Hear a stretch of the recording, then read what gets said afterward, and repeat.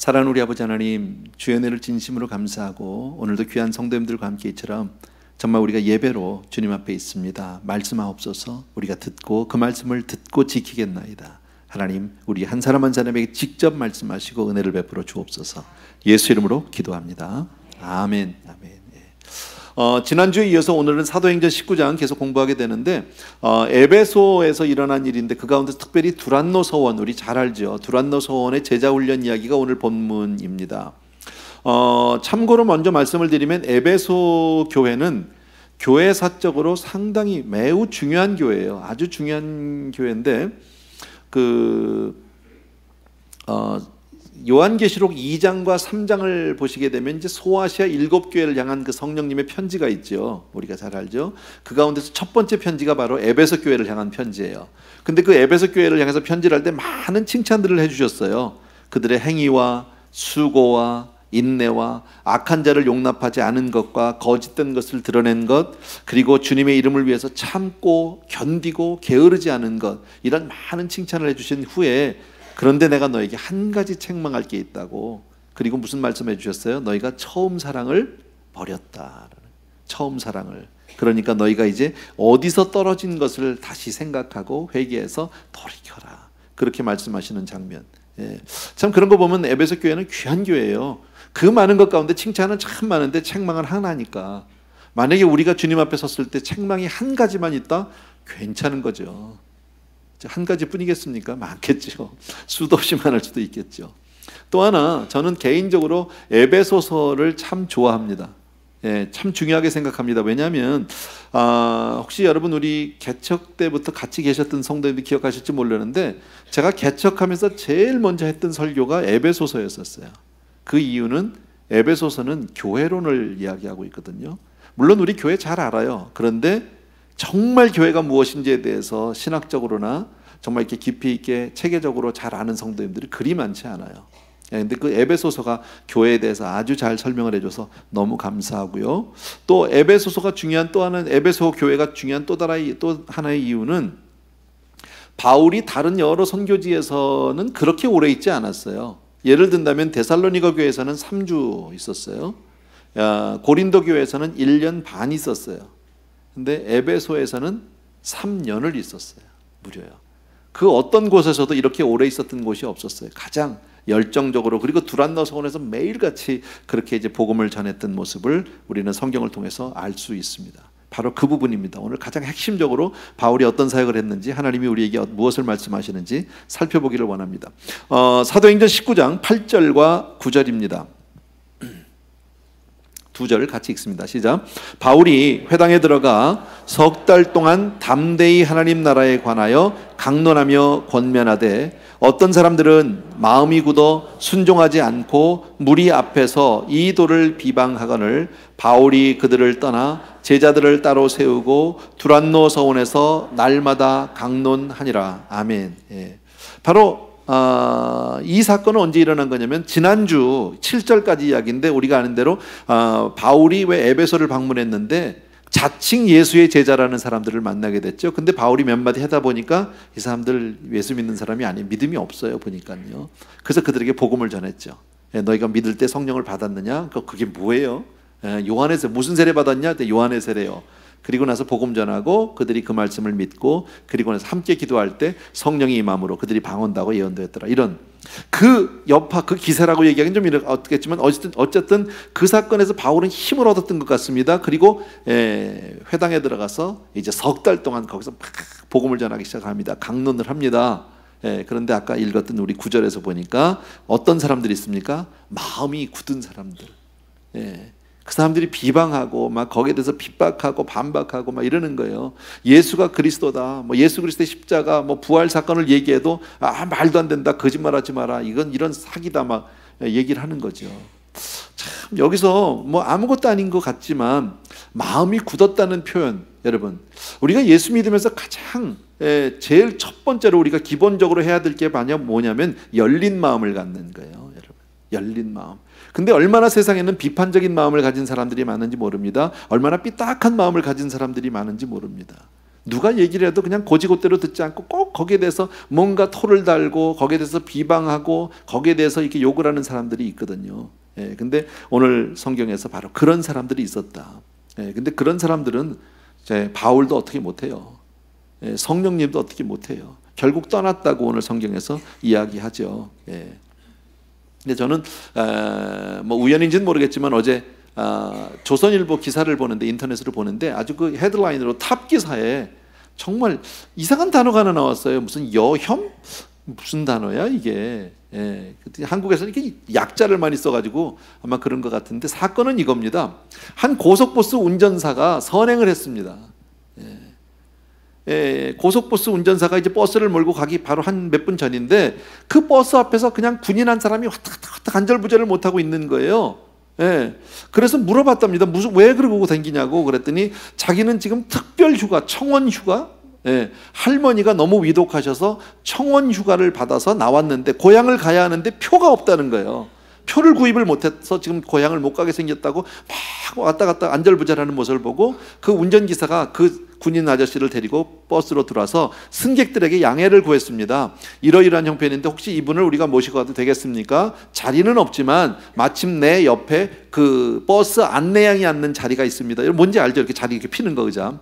이 자리에 앉아서 이 군인을 모시고 가도 되겠습니까? 그랬더니 그렇게 하라고 다들. 그래서 그분을 모시고 갔습니다. 또 군인 아저씨는 그럼 내가 버스비를 내겠다 그랬더니 괜찮다고, 나중에 가서 택시비로 쓰시라고. 좋은 일이잖아요. 예, 근데 이것을 인터넷에 기사를 올린, 그러니까 어떤 글로 올린 거예요. SNS에다가. 그랬는데 칭찬을 사람들이 하는데 갑자기 들어오더니 이것은 여혐이다. 여혐이 뭐냐? 그러니까 여성 혐오라는 거지. 아니, 군인 아저씨 태운 거하고 무슨 여성 혐오가 무슨 상관이 있어요? 예, 여자면 안 태웠을 텐데 남자라 태웠다, 군인이라 태웠다, 뭐 이래가지고 사람들이 막 거기다 악플, 이게 또 대한민국 잘하는 거잖아요. 그런 게 엄청나게 올라와가지고 이 사람이요 그거를 내렸어요. 사과문을 썼어요. 죄송하다고. 나는 그게 조선일보의 그 이 탑 기사로 나왔는데 그걸 보면서 참 마음이 쓸쓸하더라고요. 얼마나 삐뚤어진 사람들이 많으면 그거 얼마나 아름다운 이야기입니까? 그죠? 정말 할머니에게 가려고 특별 휴가를 맡아서 나온 군인이 못 가는 데서 버스 한 자리에서, 그것도 뭐 있는 자리도 아니고 이렇게 뭐 임시 자리 같은 거 해서 보내주면 참 박수 칠 일이고 칭찬할 일이고 정말 고마워할 일인데, 그걸 가지고 삐뚤어져서 뭐 여성 혐오를 했느니 뭐 어쨌더니 뭐 네가 네 맘대로 왜 뭐 버스표를 받았니, 버스비를 받았니 안 받았니 따지고 이런다는 것 자체가 얼마나 삐뚤어진 사회, 삐뚤어진 사람들이 많을까. 뭐 그게 중요한 건 아니지만 우리는 그런 마음을 가지면 안 되겠다. 적어도 하나님의 말씀 앞에서는 무조건 아멘하는 우리가 되기를 주의 이름으로 축원합니다. 아까도 말씀드렸지만은 바울은 결국 그들을 떠났습니다. 그리고 두란노 서원으로 갔습니다. 근데 참고 문헌에 의하면 그때 바울은 두란노 서원을 렌트를 했다는 거예요. 렌트를 했는데 하루 종일 렌트한 게 아니라 비는 시간을 렌트했는데 비는 시간이 오전 11시에서 오후 4시까지래요. 근데 그 당시에 지금도 그렇지만 에베소 지역, 터키 지역은 그 시간은 참 공부하거나 일하기가 아주 나쁜 시간이라는 거예요. 날이 너무 더워서. 예, 왜 그 지역 가면 왜 시에스타라는 게 있잖아요. 낮잠 자는 시간. 예, 참 우리 가면 이해가 안 됩니다. 아니 이 시간에 다 자면 어떻게 해? 막 이태리 가니까 막 자고 그러더라고요. 예, 그 시간에 일 안 해. 관공서도 다 문 닫아요. 예, 근데 이제 그 시간에 이 공부했다는 거예요. 날마다. 예, 두란노 서원의 사역은 일주일에 한 번씩 만나는 곳이 아닙니다. 매일 만나서 훈련받은 곳입니다. 예, 이게 참 다른 점이죠. 참 얼마나 이 성경 말씀 하나 볼까요? 우리 10절 말씀 봅시다. 우리 10절이요. 9절 끝에 보면 두란노 서원에서 날마다 강론하니라. 10절 다 같이 시작. 2해 동안 이같이 하니 아시아에 사는 자는 유대인이나 헬라인이나 다 주의 말씀을 듣더라. 예, 2년 동안 거기서 두란노 서원에서 제자들과 막 말씀 공부를 하고 훈련을 받았더니 온 아시아 사람들이 말씀을 다 들었어요. 놀라운 역사가 일어난 거죠. 예, 복음에 놀라운 흥왕한 역사가 있었습니다. 정말 놀라운 역사입니다. 네.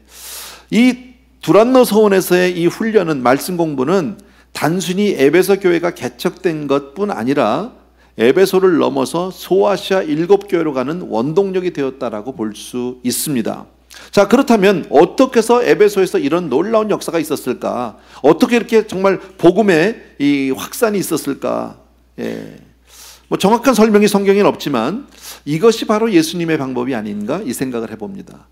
여러분, 예수님은 제자들을 세우면서 이 세상을 맡기셨습니다. 땅끝까지 가서 모든 족속으로 제자를 삼으라고 11제자에게 이 사명을 주셨거든. 근데 사명을 주시기에 앞서 예수님이 하신 일이 뭐예요? 제자들과 3년 동안 같이 산 거예요. 예. 이 사는 게 키워드예요. 생활을 같이 하는 거. 우리도 같이 살면 변할 거예요. 근데 같이 살자 그러면 아마 싫어할 분이 많을걸요. 왜냐면 같이 살면 담배 피는 거 걸리지, 그죠? 예, 술 마시는 거 걸리지, 게으른 거 걸리지. 뭐 이 다 교회 와서 몇 시간 우리가 이렇게 하는 거는 할 수 있어요, 그죠? 근데 계속 있으면요. 제가 언젠가 이런 말씀 드렸는데, 제가 요즘에는 우리 단기 선교팀하고 제가 같이 잘 움직이질 않고 저는 이제 따로 이제 뭐 신학교 강의를 간다든지 이렇게 가는데, 한동안은 제가 단기 선교 가면 꼭 따라갔어요. 예. 제가 근데 가면서 얘기했어요. 나중에는요, 내가 단기 선교를 가는 이유는 단기 선교 때문에 가는 게 아니다. 나는 선교지 때문에 가는 것도 아니고 선교사님 때문에 가는 게 아니라 나는 단기 선교 가는 성도님들 때문에 간다. 왜 그러냐면요, 교회에서 만나는 건 몇 시간이잖아, 그죠? 근데 단기 선교를 떠나면 24/7이야. 이거는요 24시간을 같이 살아. 무슨 일이 터질지 몰라. 그래서 그 중간에서 내가 불꽃과 같은 눈동자로 성도님들을 살피는 거야. 예. 속이 나오거든요. 바닥이 나옵니다. 별일이 다 있습니다. 근데 그럴 때 영적인 지도자가 있어서 딱 중심을 잡아주지 않으면, 잘못하면, 까딱 잘못하면 성도님들 간에 불미스러운 일이 있을 수도 있거든요. 그게 제 목적이었었어요, 사실은요. 근데 최근에 이제는 우리 부교육자들 보내고 제가 잘 안 가긴 하는데, 어쨌든 같이 사는 거, 이게 키워드다. 예, 그러니까 두란노 소원에서 같이 2년 동안을 같이 살면서, 저는 우리 교단의 선교가 잘 되는, 선교가 정말 이렇게 활발한 이유 가운데 하나가 바로 거기 있는 것 같아요. 지난 수요일에 우리 김광신 목사님 오셔가지고 지금 많은 신학교들, 선교지에 있는 신학교들을 쭉 얘기하셨는데 몇 개를 빼셨어요. 잊어버리셨어 보니까. 연세가 많이 드셔서 다 기억도 못하나 봐. 그런데 그 신학교, 선교지에 있는 신학교에서 그렇게 유명한 신학교도 아니고 뭐 대단한 교수들이 있는 것도 아닌데 참 귀한 종들이 많이 나왔습니다. 아직도 지금 나오고 있고요. 얼마나 많이 목회들을 잘하고 사역을 잘하는지 모릅니다. 예. 근데 그 비밀이 어딨느냐? 우리 교단에서 운영하는 신학교의 차이점이, 다른 데 신학교와 다른 점이 있어요. 다른 데 신학교는 보통 공부하듯이 가서 공부 몇 시간 하고 집에 가요. 그리고 또 뭐 다른 날 또 공부하는, 수업하는 날 가서 공부하고 또 가요. 이게 보통 학교잖아요. 근데 저희 교단은, 지난번에 우리 선교사 훈련원생들도 왔지만 그분들은 어떻게 하느냐? 똑같아요. 일단 그 훈련원이라든지 신학교를 들어가려면 일단 10개월을, 조금 장소에 따라서 약간의 차이는 있지만 대략 10개월입니다. 10개월을 가서 살아야 돼요. 예. 그래서 새벽 기도 시작. 그거 끝나면 1시간 큐티. 그리고 아침 먹어요. 그리고 오전 9시부터 70분인가 80분 강의 2번. 그럼 밥 먹어요. 점심 먹고 1시간 줬다가 또 80분 강의 2번. 그리고 5시예요. 그리고 1시간 쉬고 6시 저녁 먹어요. 그리고 7시부터 집회.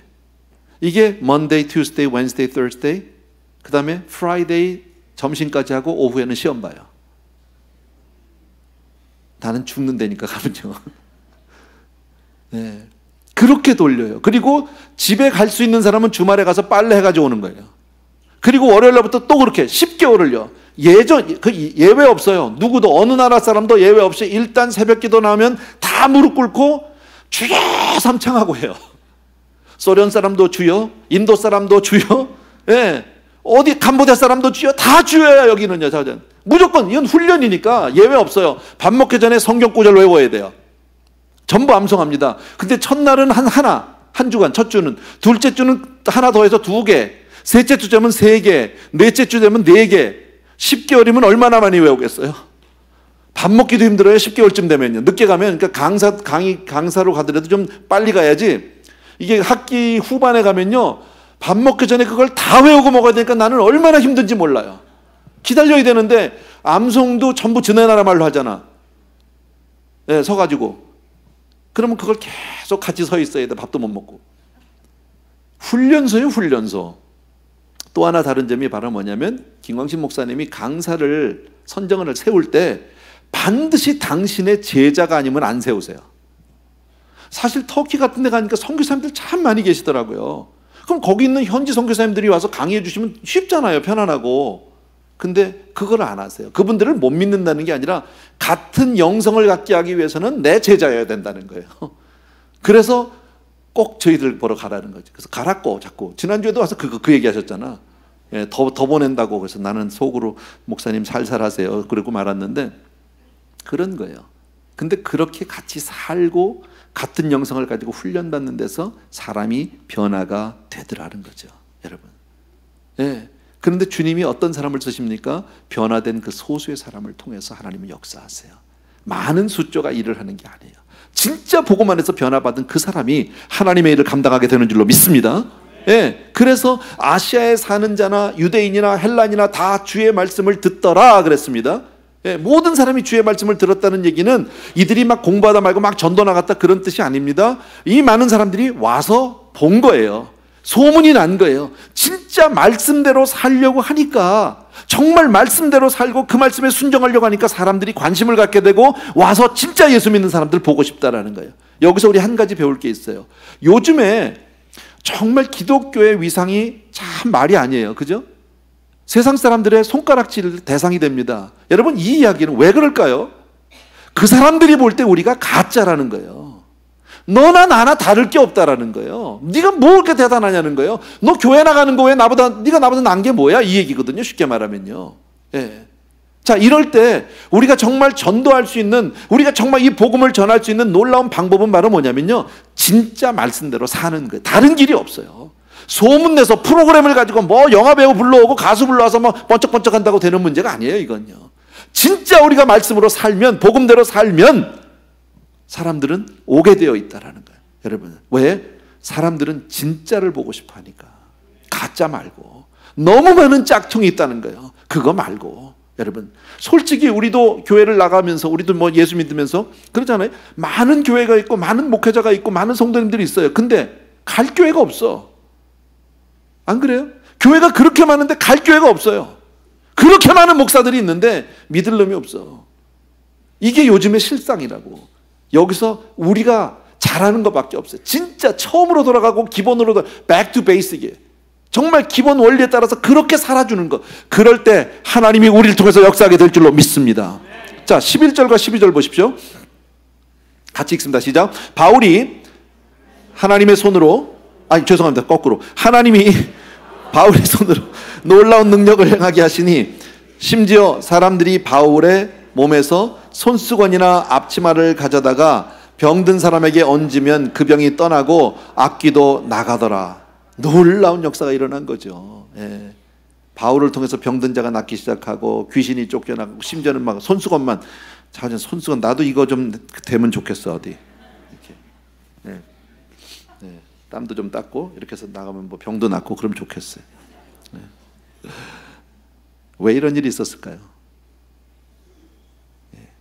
이것은 1차적으로는 저는 그렇게 생각합니다. 두란노 성원에서 공부하고 있는 그 제자들에게 말씀의 생명성, 말씀의 진실성, 확실성을 보여주는 거죠. 살아있는 하나님의 말씀. 여러분, 하나님이 살아계시다 믿으시면 아멘. 말씀이 살아있다 믿으시면 아멘. 말씀이 살아있다는 이야기는 말씀하신 그분이 살아있다는 거예요. 그래서 아직도 유효하다라는 거예요. 여러분, 살아계신 하나님의 말씀이니까 그 말씀은 반드시 그대로 되어질 수밖에 없는 거죠. 그것을 증명해 주신 것이다 라는 겁니다. 뭐 저는 그 이상의 어떤 큰 의미를 두고 싶지는 않습니다. 예, 뭐 손수건이 뭐냐, 앞치마가 뭐냐, 그건 별로 중요한 문제가 아닙니다. 계속 그런 게 아니니까. 예. 자, 그랬더니 무슨 일이 있었습니까? 13절부터 잠깐 보시겠습니다. 제가 그냥 읽을게요. 이에 돌아다니며 마술하는 어떤 유대인들이 시험 삼아 악귀 들린 자들에게 주 예수의 이름을 불러 말하되 내가 바울이 전파하는 예수를 의지하여 너에게 명하노라. 예. 자, 이랬더니 막 그런 귀신도 쫓겨나가고 말씀의 어떤 그런 복음이 이제 막 전파되고 이러니까 그때 마술하는 어떤 유대인들이 이렇게 마술하는 사람이 많았나 봐요. 예. 그래서 그냥 시험 삼아 한번 해본 거야. 시험 삼아. 예. 바울이 전하는 예수의 이름으로 내가 명하노니 뭐 이러고 해본 거예요. 그냥요. 뭐 됐는지 안 됐는지 그건 모르겠어요. 자, 그런데 14절을 보십시오. 14절에 예. 유대의 한 제사장 스게와의 7 아들도 이 일을 행하더니 그랬습니다. 유대의 제사장 스게와, 제사장의 아들인데 7명의 아들이 이 짓을 한다. 뭘 한다는 거예요? 마술한다는 거예요. 그러니까 목사 아들이 7명이 다 무당이야, 쉽게 말하면요. 참 이 당시에 어떤 이 영적인 상태를 우리가 알 수 있고요. 그 에베소의 타락상을 우리가 알 수 있고, 이 참 스게와라는 사람은 글쎄 이 사람이 천국에 올 수 있을지 없는지는 모르겠지만 한번 볼만한 사람이야. 얼마나 망신이냐 이건요. 그잖아요. 지 아들 7명이 다 무당이라고. 목사 아들이 7명이 무당됐다면 이게 점치고 말이 안 되잖아요 이건요. 예.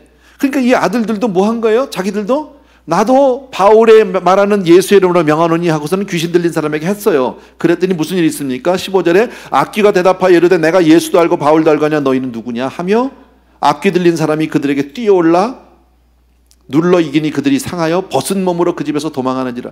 예. 귀신 들린 사람 자기도 해본 거죠. 그러니까 아마 어쩌면 유대인들이 했더니 뭐 됐는지도 몰라요. 좀 되는 척을 했는지. 내가 그냥 바울이 전하는 예수의 이름으로 명하노니 귀신은 나가라 막 이랬어요. 그런데 가만히 있으면 차라리 괜찮은데 귀신이 뭐라고 이러고 나오면 이거 정말 놀랄 일 아니야?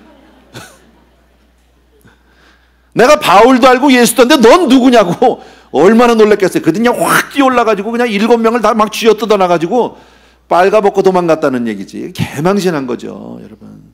예. 여기서 우리가 하나 생각할 문제가 있다라는 거예요 여러분.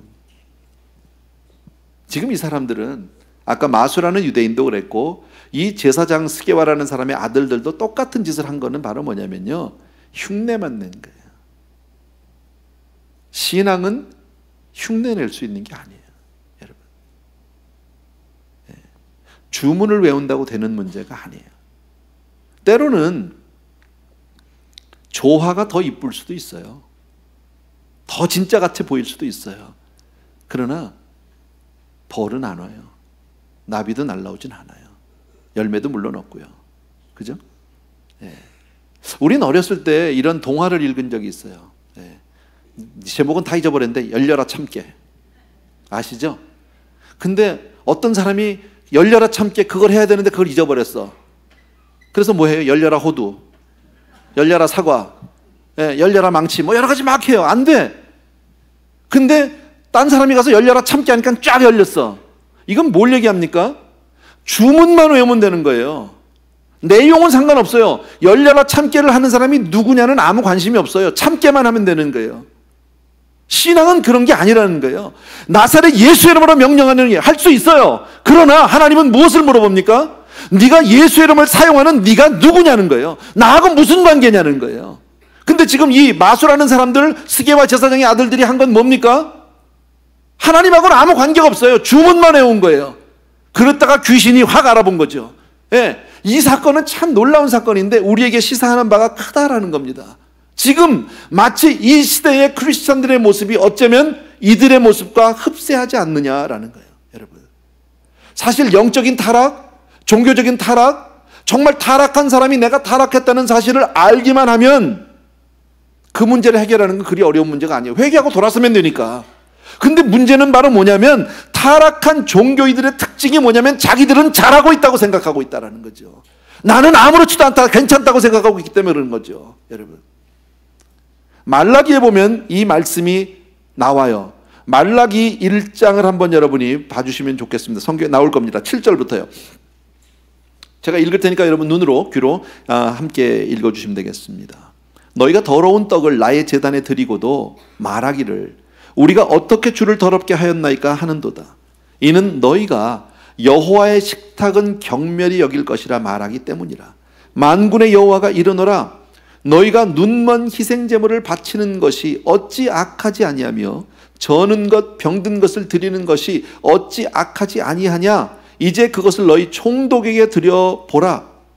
그가 너를 기뻐하겠으며 너를 받아주겠느냐. 만군의 여호와가 이르노라. 너희는 나 하나님께 은혜를 구하면서 우리를 불쌍히 여기소서 하여보라. 너희가 이같이 행동하였으니 내가 너희 중 하나인들 받겠느냐. 예, 무슨 얘기예요 여러분? 이 당시에 이스라엘 사람들이 하나님 앞에 제사를 지내면서 여러분, 예, 떡을 하나님 앞에 드리는데 상한 떡을 드리는 거예요. 예, 하나님 앞에 드리는 짐승은 우리가 알지만 온전한 것 드려야 돼. 흠도 없고 점도 없는 거, 병든 것 드리면 안 되잖아요. 저는 것 드리면 안 되잖아요. 눈먼 것 드리면 안 되는데, 근데 건강하고 실하고 깨끗한 거를 드리려다 보니까 이거는 내다 팔아야 제값을 받아. 이거 시장에 가서 내다 팔면 제값 받을 수 있어. 하나님 앞에 드리는 거는 좀 못한 거 드리는 거죠. 그러니까요. 못 팔 거. 그리고 나서는 다 드렸다라고 생각하고 있는 거죠. 하나님 앞에 할 바를 다 했다는 거죠. 그러니까 하나님 뭐래 하도 답답하니까 네가 그럼 그런 거를 너희 총독한테 줘봐라. 총독이 그거 받겠느냐.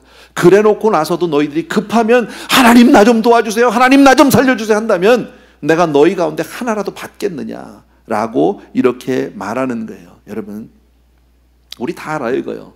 하나님 앞에 드리는 건 가장 좋은 것 드리는 거예요. 가장 귀한 것 드리는 거예요. 아멘입니까? 알아요. 근데 실제로 우리가 하나님 앞에 드릴 때 그렇게 좋은 것 드리나요? 아니요. 제일 좋은 건 내가 가져요. 그 다음에 그만 못한 거 드려요. 그게 우리의 일반적인 우리의 반응이에요. 여러분, 정확한 예는 아닌데 그냥 오해 없이 여러분 들으세요. 식당에를 갑니다. 지난 주간에도 우리 선교사님들이 많이 오죠. 제가 식당을 여러 차례 갔는데 참 갔다 와서 아우 너무 비싸다. 요즘에 식당 가기 어렵다. 이런 마음이 들었어요. 예. 일단 캘리포니아는 세일스 텍스가 10% 가까이 돼요. 거의 9점 몇 %가 뭐 그럴 겁니다. 밥을 먹고 나면 영수증을 딱 주는데 계산서가 가져오는데 보면 밑에 써 있어요. 22%, 20%, 18% 이렇게 써 있어요. 팁은 기본이 20%가 됐어요.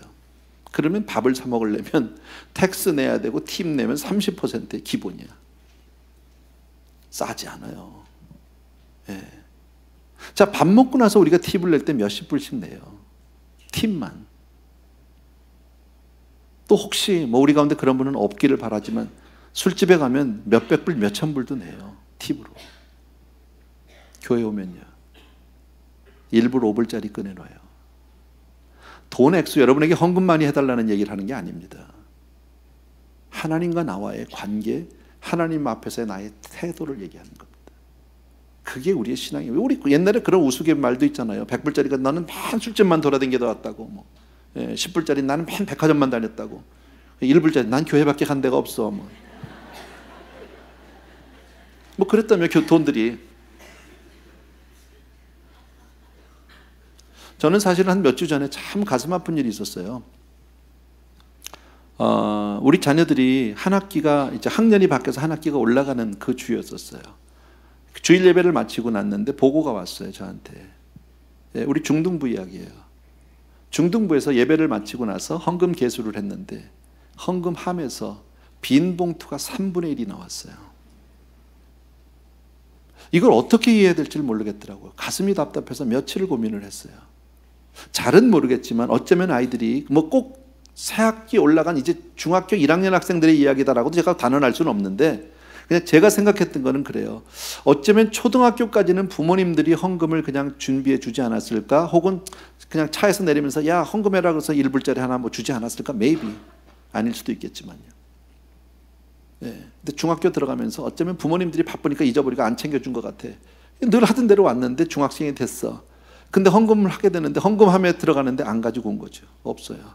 친구들 보는데 안 할 수는 없고 빈 봉투를 넣은 거죠. 그게 왜 제가 속이 상했냐면요. 하나님 앞에 그렇게 거짓을 배우면 하나님을 속일 수 있다고 어려서부터 그런 교육을 받으면 우리 아이들이 앞으로 어떻게 하나님의 축복을 받을 수 있을까? 차라리 없어서 못 드린 게 나은 거예요. 안 나왔어야죠, 헌금을요. 빈 봉투를 넣었다는 건 이건 너무 무서운 얘기잖아요. 여러분, 어려서부터 아무렇지도 않게 그렇게 예배 가운데 그런 빈 봉투를 넣어놓고 나서도 아무렇지도 않게 큰다면 오늘 이 성경에서 얘기하는 마술사 안 된다는 보장이 있나요? 말라기에 나오는 이스라엘 사람들의 얘기가 바로 우리 얘기라고 얘기 안 할 수 있나요? 여러분, 그러면서도 급한 일 생기면 하나님 도와주세요, 살려주세요. 그리고 그냥 교회 나와서 엎드린단 말이죠. 급하면 하나님을 찾습니다. 그때 오늘 성경에서 하나님 말씀이 뭡니까? 아예 그런 예배 같으면 드리지도 말아라, 그 얘기 아닙니까? 차라리 안 드렸으면 좋겠고 교회 문을 닫으면 좋겠다, 그 얘기 아닙니까? 10절 말씀이 이렇게 얘기합니다. 만군의 여호와가 이르노라 너희가 내 제단 위에 헛되이 불사르지 못하게 하기 위하여 너희 중에 성전문을 닫을 자가 있었으면 좋겠다. 내가 너희를 기뻐하지 아니하며 너희가 손으로 드리는 것을 받지도 아니하리라. 너 그렇게 해서 가져오는 건 나 싫다라는 거예요. 여러분, 물론 얘기를 제가 좀 비약을 시켰다고도 볼 수 있지만 보십시오.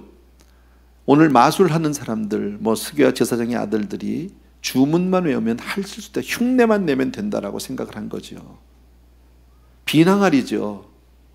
우리가 얘기하는 물로 포도주 만든 사건에서 비낭알이에요. 항아리가 있어요, 집에. 근데 비어 있어요. 그러니까 주님이 채우라고 그러신 거잖아요. 채워져야 된다라는 거죠.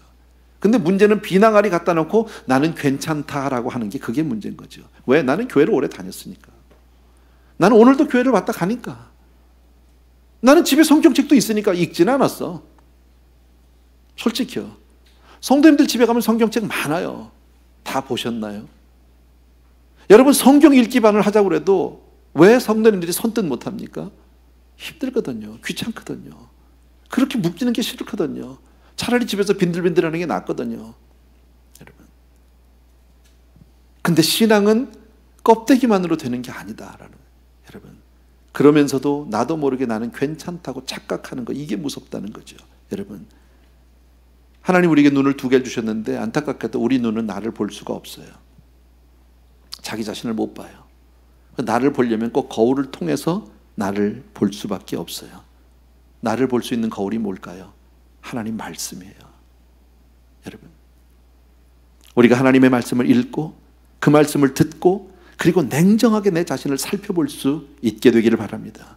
하나님 말씀 앞에서 비춰지는 내가 진정한 나다라는 사실을 기억해 주셔야 합니다. 하나님을 멸시하고 정말 하나님이 있는지도 모르고 하나님 앞에 나와서 우리를 긍휼히 여겨달라고 한다는 것은 그 무슨 의미가 있습니까? 수리수리 마수리하고 다를 게 아무 것이 없다는, 다를 게 없다는. 힘이 들어도 성경을 읽고요, 힘이 들어도 기도하고 성수주일은 꼭 하셔야 하고 예배에 참석하셔야 합니다. 아멘입니까 여러분? 예. 그러나 한 가지요, 혹시 그렇게 하시는 분이 있습니다. 아주 철두철미하게 성경 읽고 기도하고 예배 참석하고 성수주일 합니다. 다 잘합니다. 그런데 그것을 형식화하거나 규범화시키면 큰일 납니다. 이건 바리새인이 돼버립니다. 나는 그러니까 괜찮은 사람이야, 너 천만에요. 아닙니다 여러분. 꼭 기억해 주셔야 합니다. 자, 그렇게 되고 나서 사도행전 19장으로 다시 넘어가겠습니다. 사도행전 19장 17절 이하에 제가 읽을게요. 에베소에 사는 유대인과 헬라인들이 다 이 일을 알고 두려워하며 주 예수의 이름을 높이고 믿은 사람들이 많이 와서 자복하여 행한 일을 알리며 또 마술을 행하던 많은 사람이 그 책을 모아가지고 와서 모든 사람 앞에서 불사르니 그 책값을 계산한 즉 은 5만이나 되더라, 그 얘기죠. 예. 에베소에서 거하는 유대인들이 이 일을 듣고 두려워졌어요. 뭘 보고요? 예, 그 제사장의 아들들이 귀신한테 당해가지고 완전히 빨가벗고 쫓겨난 이 사건입니다. 예. 그리고 나서 하나님, 다시 말씀드리면 참 신앙 앞에서 참 하나님 앞에 서게 될 때 사람은 두려워하게 됩니다. 그리고 나서 그 다음에 주를 높이게 됩니다. 그 다음에 예수 믿은 사람들이 와서 자신의 죄를 전부 자복하고 회개하게 되는 역사가 18절에 있었고요. 19절에 보니까 집에 있는 마술책들을, 그러니까 많이들 가지고 있었나 봐. 그 당시에는요, 엄청나게.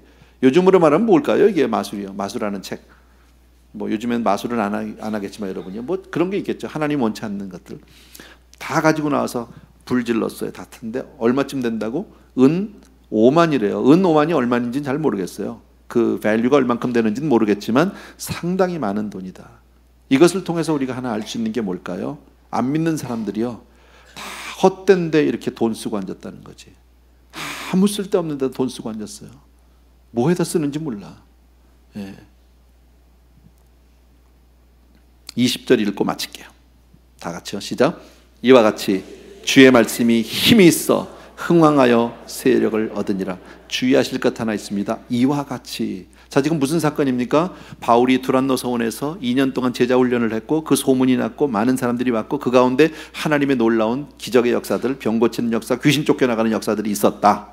그랬더니 그것을 보고 흉내내는 사람들도 있었다. 그러다가 제사장 아들이 완전히 망신당했다. 지금 그 얘기죠. 그리고 나서 회개 역사가 일어났고 마술책들 가져 불태웠다. 지금 이런 거잖아요. 자, 그런데 이와 같이 이와 같이 뭐예요? 지금 그런 모든 역사들 이와 같이 주의 말씀이 힘이 있어요. 여러분, 어떤 이런 기사와 이적이 힘이 있어가 아니에요. 병 고치는 능력이 힘이 있어가 아니에요. 주의 말씀이 힘이 있어. 여러분, 이적이나 기사 때문에 세력을 얻은 것이 아니라 주의 말씀 때문이라고 오늘 성경은 분명히 말합니다. 여러분, 그러니까 사람들은 말씀을 듣고 싶어 한다라는 거예요. 진짜 하나님의 말씀을 듣고 싶어 한다. 여러분, 그런데 이 모든 시작은 소수의 정말 하나님의 말씀을 배우고자 하는, 그 말씀대로 살고자 하는 그런 소수의 제자들의 결단으로부터 시작이 됐다라는 거지. 교회요, 이게 우리가 해야 하는 거예요. 신앙생활은 날마다의 결단이에요. 사실은요, 내가 어떻게 살 것인가. 그냥 말씀 듣고 가는 게 아니라 내가 이제부터 어떻게 살겠다, 내가 이제부터 성경 말씀을 어떻게 하겠다, 이런 결단에 정말 결단하는 여러분이 되길 주의 이름으로 부탁드립니다. 네, 결단하는 거예요. 교역자들이 전화하시면요, 성경 읽기반에 들어가세요. 교회에서 성경 공부반 오픈하면 가서 사인업 하세요. 여러분, 원한 것 같지만 그렇지 않아요. 그래도 거기 가서 듣는 가운데 여러분이 하나님의 말씀대로 살고자 할 때 하나님은 여러분을 통해서 놀라운 일들을 일으켜 주시리라고 믿습니다. 그냥 교회만 왔다 갔다 하는 사람이 되지 않기를 바랍니다. 아멘. 네, 기도하겠습니다.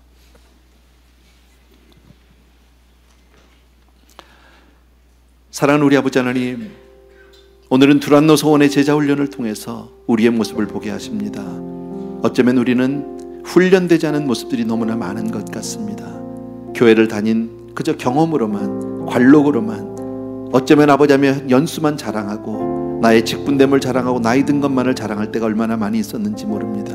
오늘 이 말씀을 통해서 또 한 번 새로운 다짐과 결단을 갖게 하여 주옵소서. 주님, 정말 주의 말씀대로 우리가 살게 하시고 그 말씀에 내 삶을 드리는 그런 제자와 되는 우리 성도님들 다 될 수 있도록 은혜를 베풀어 주시옵소서. 감사하고 예수님의 이름으로 기도합나이다. 아멘. 아멘. 우리 찬송 하나, 찬양 하나 드립시다. 내게로부터 눈을 들어 주를 보기 시작할 때, 시선이라는 찬양이죠. 우리가 잘 아는 찬양인데 같이 한번 드립시다.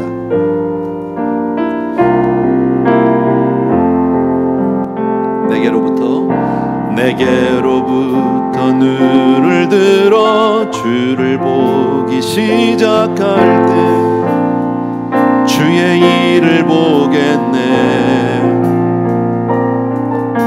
내 작은 마음 돌이키사 하늘에 꿈꾸게 하네. 주님을 볼 때 모든 시선을 주님께 드리고 살아계신 하나님을 느낄 때 내 삶은 주의 역사가 되고 하나님이 일하기 시작하네. 2절입니다. 성령이 나를 변화시켜 모든 두려움 사라질 때 주의 일을 보겠네. 황폐한 땅 한가운데서 주님 마음 알게 되리. 주님을 볼 때 모든 시선을 주님께 드리고 전능하신 하나님을 느낄 때 세상은 주의 나라가 되고 하나님이 일하기 시작. 모든 시선을 다시 한번 모든 자리에서 다 일어나셔서 시선을 주님께 드리고 살아계신 하나님을 느낄 때 내 삶은 주의 역사가 되고